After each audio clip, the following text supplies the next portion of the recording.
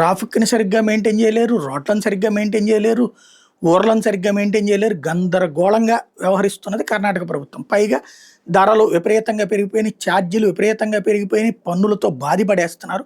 ప్రజల్లో విరక్తి, విసుగు పెరిగిపోతుంది. దాన్ని కవర్ చేసుకోవడానికి గాను మళ్ళీ మతాన్ని రాజేస్తున్నారు. ఎట్లయితే హిజాబ్ వివాదంతో అధికారంలోకి వచ్చిందో ఇప్పుడు ముస్లింలు పోలరైజ్ చేసి, క్రైస్తవులు పోలరైజ్ చేసి, ఎస్సీ, ఎస్టీలను వాళ్ళకి యాడ్ చేసి తద్వారా ఒక ఓట్ బ్యాంకును సృష్టించుకుని మళ్ళీ పాతకాలపు కాంగ్రెస్ తరహా రాజకీయం చేయడానికి హిందువుల్ని ద్వేషించడం, హిందుత్వ సంస్థల్ని ఇబ్బంది పెట్టడం, తద్వారా వాళ్ళని సంతృప్తిపరిచే కార్యక్రమానికి దిగారు.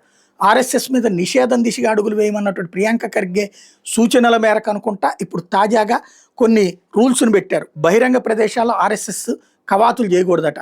ప్రభుత్వ విద్యాలయాలు, సంస్థల ప్రాంగణాల్లో వాళ్ళకి సంబంధించినటువంటి శిక్షా శిబిరాలు, శాఖలు పెట్టకూడదట.